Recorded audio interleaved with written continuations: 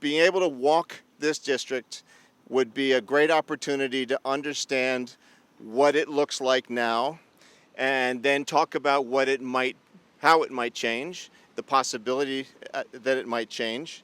And then we also wanted to be able to explain that the two maps that are actually going to be looked at and voted on by town meeting in October are geographically very similar, actually almost identical. And then the differences are in the amount of development potential that could happen on each of those sites, and that's basically means that they have set different thresholds. There's a base plan that has essentially the same scale that's available now in our zoning, and then there is another map, which is the neighborhood housing plan, and that has about another story and a half, and a little bit more density allowed, which means that there could be more development likely if we use the larger map. What the neighborhood housing plan and the base compliance plan are doing is surrounding this Needham Heights commercial area with the possibility for more multifamily housing being built around these stores and these shops, and by obviously being near the train station. So I think in this last tour, the thing that's really interesting is how important and the vitality of all that additional multifamily housing could be to the vitality of all these shops. 100 West is, as many of you may know, is being discussed right now. It was a clothing manufacturer, and then it was a housing, it was a skilled nursing. This is now potentially going to be all market rate housing, which would be great. So the chances of that now developing are pretty exciting, and the developer is in discussions now with the planning board and the select board about what they would like to do there. That the current developer is thinking that they're going to have to take that building down, and we are all going to have to wait and see how that conversation turns out.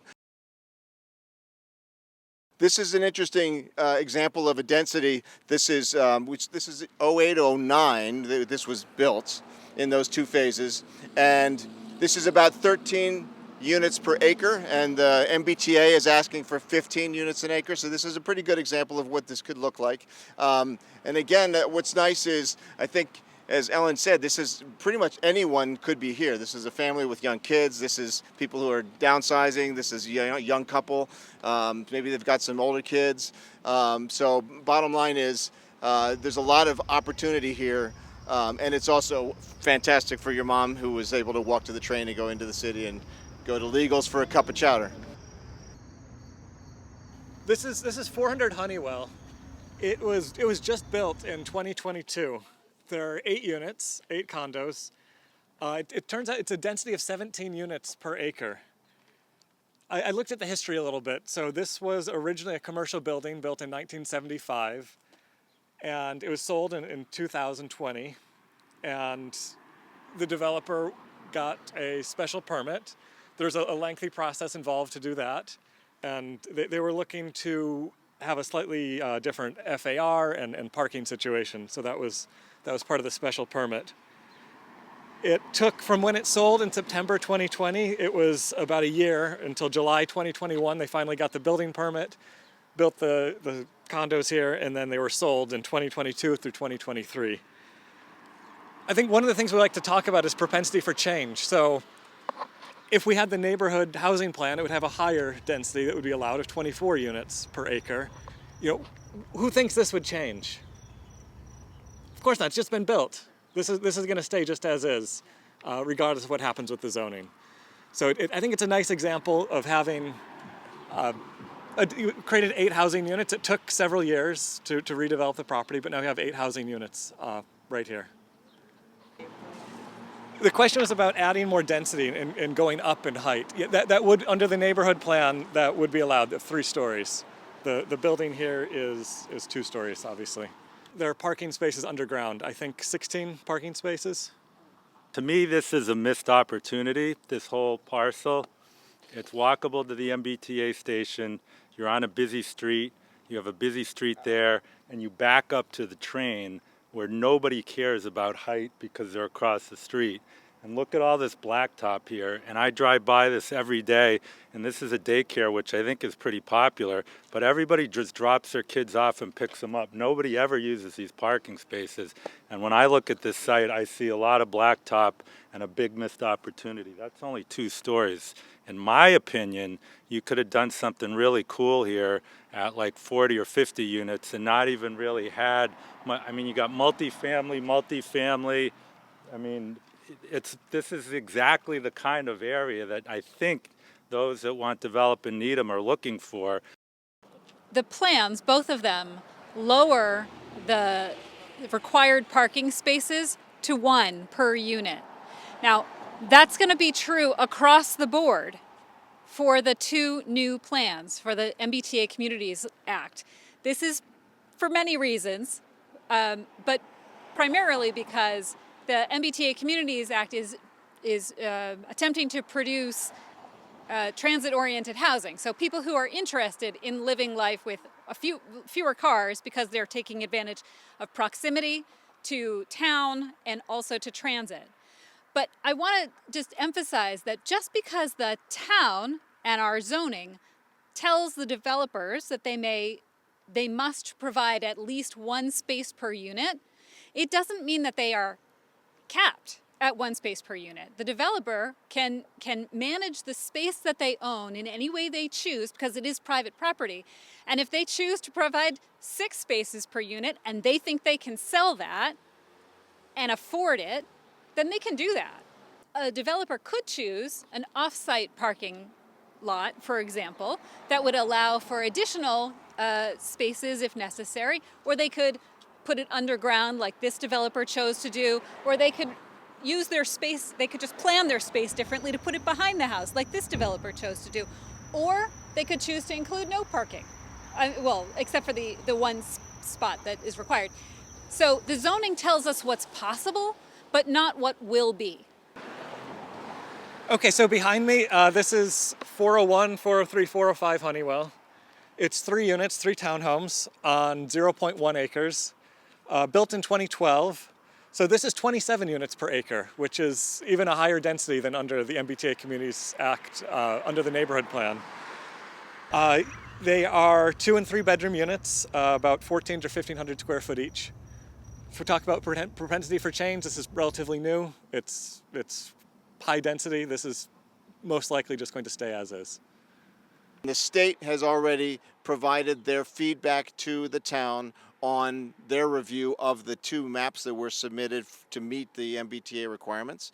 And so that response will now be analyzed by the town and by the planning board, and then the planning board will have a public hearing to talk about how the maps are changing, how they're going to be finalized to be going in front of town meeting in October. So they'll be looking for feedback from all of us on September 5th. So write that on the calendars, Thursday, September 5th, probably about 7 o'clock. These changes that we're talking about are restricted to the geographical area on the map. So when we talk about reducing to 1 parking space, it's for that map. It's not for everywhere. 210 Hillside. This is actually 23 condos in 3 stories. Built in 1968. The acreage is only 0.4 acres, so that's a density of 56 units per acre. So I think if you look at that number, that sounds very high.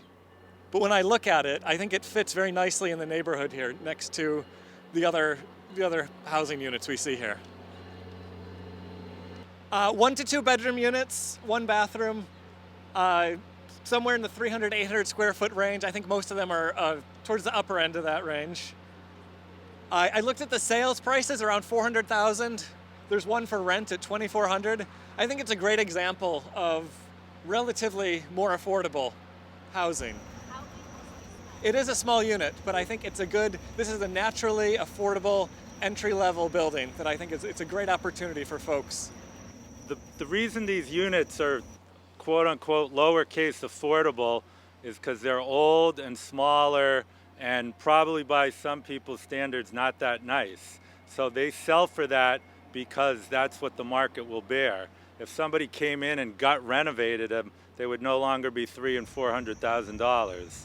I just want to make that clear. It's very different than deed restricted affordable capital A units that in perpetuity are restricted to people earning 80% or less of area median income. And those can be quite nice, but are restricted in terms of what they can sell or rent for. So 56 units an acre. So that's obviously very high because there are lots of small units. We need it all. We need lots of the small ones, and I think probably more so erring on the side of more smaller units because we know that's such a demand. We do a lot of housing near trains. A good development with good insulation, good triple glazed windows.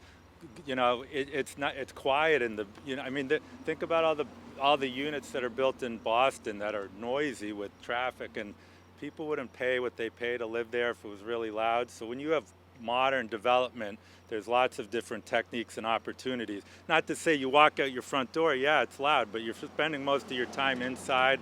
It's not loud. Would be a great development parcel. You back up to the train. This neighborhood is a little bit of a mixed bag. It's a lot of renters, different kind of architectural types.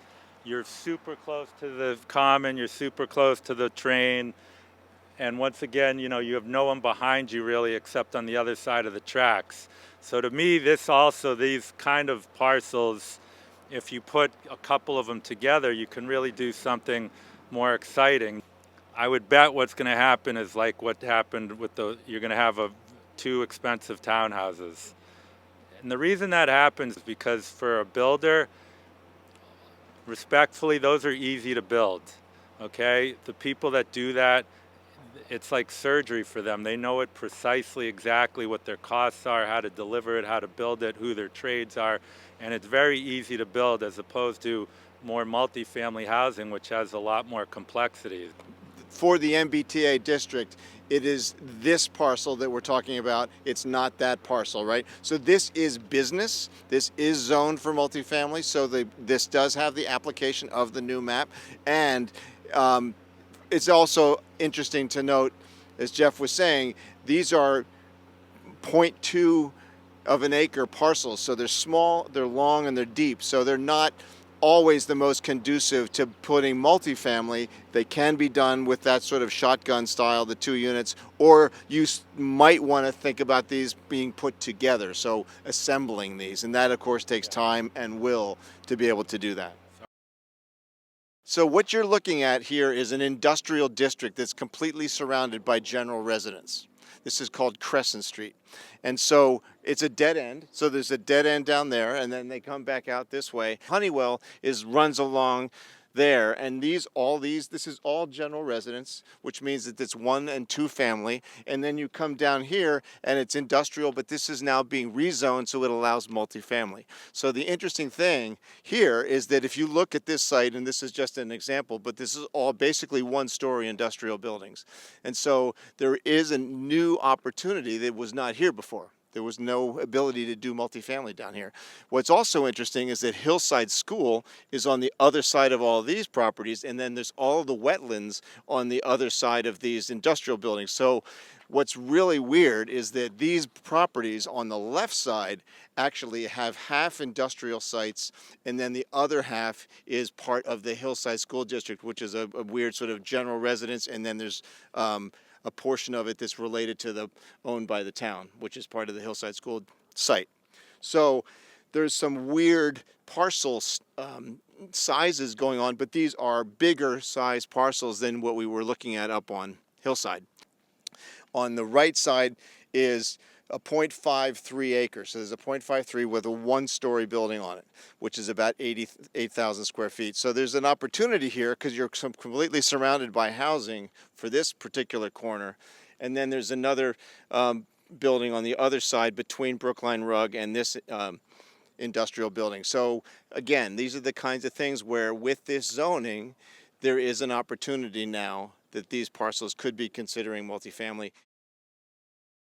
This is our final stop, this parcel right here, but I would put to you that this area and this street is a really good site for multifamily. As far as Needham goes, this is as downtown as you can pretty much get. You're out the front door to Needham Heights. you're to the, services, you have frontage on two, reasonably busy streets, not including, Highland. It's a great site for multifamily. If ever you wanted height and density, it's on sites like this.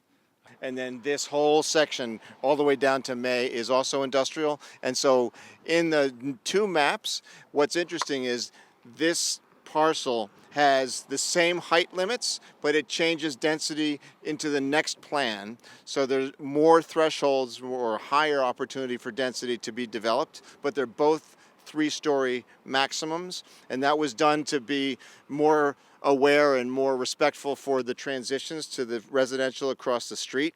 And then further down hillside, you have the multifamily. You have Rosemary Ridge and Rosemary Lake, which are kind of downhill, and there's a lot of steep topography down at the other end of hillside. But as you go down hillside, there are other opportunities where you see larger sites that may or may not change. As Jeff was saying, a lot of these parcels are commercial parcels. There's office buildings, there's a storage building, there's a parking garage with medical office, there's our Center Automotive, there's a moving company, and on and on. And so, but there are interestingly larger parcels there than what we were looking at here, where they're a quarter acre or that size. So again, it's more a question of economically, are these sites going to have enough incentive to change? So when we get to the two maps, the distinction between the two maps that we're going to be voting on for town meeting to be voting on, and all of us to weigh in on, is that the thresholds for the base compliance map are basically what we already have in our zoning. And so, as Jeff said, either people would have already done something, or there's just not a reason for them to actually want to change. The next map has a little bit higher thresholds, which is going to probably create a little more incentive. And I think that at the end of the day, what we're really saying is the ability to set thresholds that are likely to incentivize change for multifamily is probably the better way to allow more housing to be possible. Again,